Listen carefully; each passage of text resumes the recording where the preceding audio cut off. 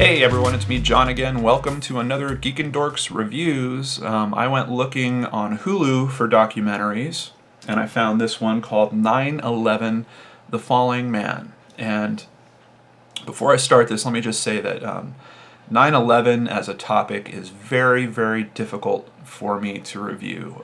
It was such a personal experience for those of us that were around when it happened. I'm sure I've got some younger viewers that might have missed that or were too young to really recall what happened.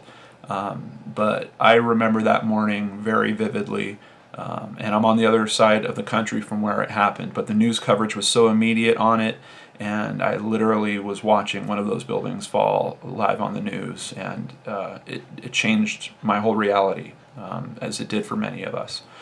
As a matter of fact, I was working in a high-rise building. When I was working at Fox at the time that this happened, and I tried to go to work that day, and they wouldn't allow any of us to go to work because apparently there had been threats called in specifically to the movie studios as well.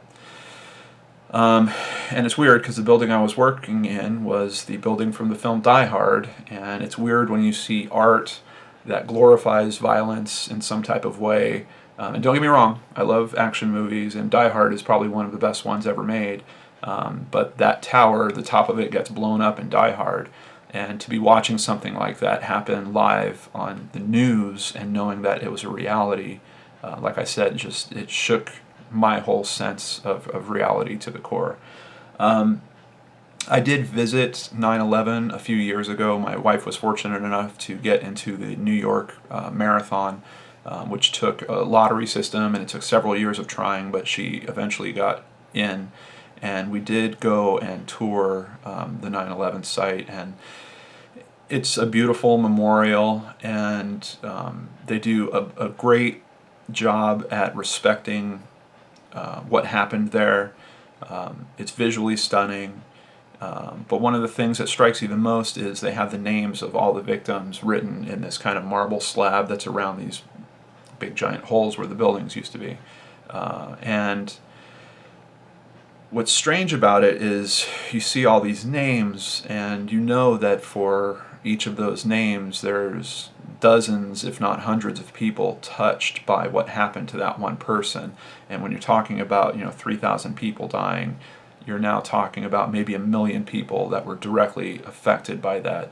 And that's where this movie, 9/11: The Falling Man, does really well. It strikes a really good chord. The first third of it, basically, is kind of a retelling of the 9/11 events. It's some footage that, quite honestly, I haven't watched in a very long time.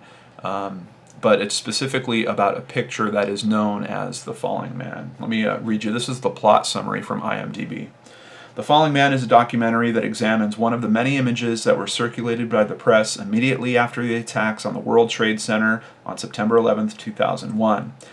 The image in question shows a man plummeting headfirst to the ground, having leapt from the burning towers. After touching on the events of the day and how the nation reacted, the program focuses specifically on this image, the photographer who took it, its subsequent circulation, the public's reaction to it, and why it was later deemed unnewsworthy.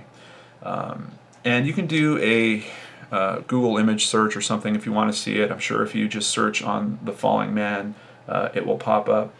The picture was taken by Richard Drew, and he's interviewed in this as well and gives some unique perspective just about being a photographer at traumatic events like that, and how the camera is almost a separation between him and the event, psychologically, just to give him some way to cope with what he's taking pictures of there. But the photo wound up being circulated in a newspaper, and then had this huge backlash of people that thought that it was in poor taste. And then outside of that, you have a journalist that kind of takes up the helm of trying to figure out who this man is. And that's really where this documentary, for me, begins to shine. The first third is very, very hard to watch, but as I was talking about early in this review, there were so many people that were affected by this tragedy, and the first third of the film does a very good job of paying respects to just a few of those stories and letting people know what it's like when you're speaking to your loved ones for the last time on a cell phone call or texting with them, or the types of things they were hearing about what they were facing inside the building, that the smoke was pouring into their offices, that they were having trouble breathing.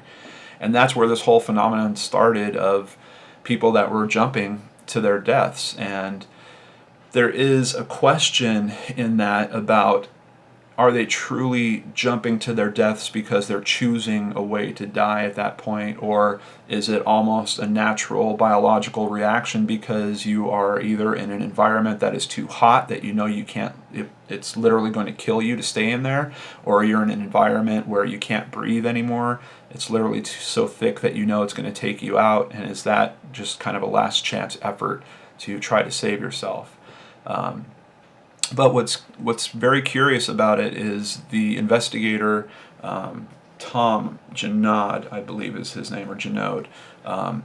Tom calls the coroner's office, and he asks the coroner about the jumpers, and the coroners say there were no jumpers. Anyone that fell from the building was ejected from the building. So he noticed right off the bat that there was this stigma about people identifying that there was indeed people jumping from those towers.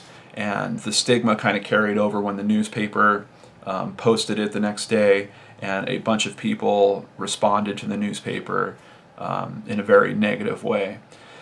And the documentary does a good job in terms of showing the truth of these investigations and why some people, which I've been treading this line basically ever since I started doing Brain Scratch. Some people do not want to be contacted. Some people that are the family of people that have been in a tragedy like this, they aren't capable of dealing with that information, or they don't want to address their own feelings about that information. And that's where this documentary does just an excellent job about looking at journalism, looking at the decisions that first gave, they had hundreds of pictures to choose from, and they opted to put this picture blown up on the back page of that issue. What motivated that decision? What motivated them to retract the picture to the point that it was largely never seen again, probably until the article that this documentary was based on came out. And speaking of which, this was released in 2006, so this is only 5 years later. I believe it was originally made for television in the UK, but you can now watch it on Hulu for free. And, it's one of those things, if you can, and it was really tough to get through that first third, but it was so worth it. If you can face what 9/11 was again and go back to that time for a little bit, there is definitely some good things to be learned from this documentary, particularly about journalism, about what happens when you get things right, when you get things wrong, and it asks these big questions about the ethics of all this. And this is quite honestly something that I struggle with a lot when people ask me if I have reached out to the family of Elisa Lam at all. And this is a big part of the reason why I don't know that will happen. Still to this day, I don't know that that'll happen.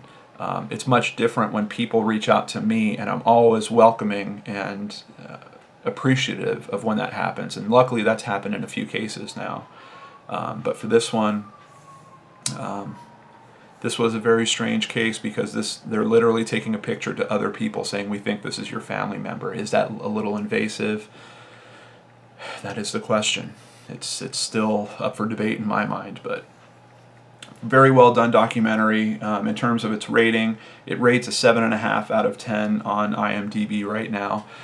Personally, with my reviews, because now I'm starting to lean towards this kind of content so much, I think I'm just going to tell you what the rating is on IMDb. Basically what I've come to understand about rating things is that's only appropriate for people that are a lot like me. For me to say that this thing is 8 out of 10, maybe that'll work half the time because half the people have a similar sense that I do about this type of material. The other half of the time, that number might not mean anything to people. So in my reviews, I'm going to start talking more about the type of experience that it is and the type of people that might appreciate watching that and taking that experience on. So in this instance, if you are into 9/11, if you lived through it, if you're interested in it, if you're interested in media, in how the news works and how chasing down these stories work and these investigators. If you're into family tragedies, there is definitely a lot of perspective given from these other family members about facing this type of tragedy. Then this film is probably something you should spend time with. So, in any case, I hope you at least enjoyed this video. Thank you so much for all of your support, and I will catch you on the next show on the Geek and Dorks channel. Take care.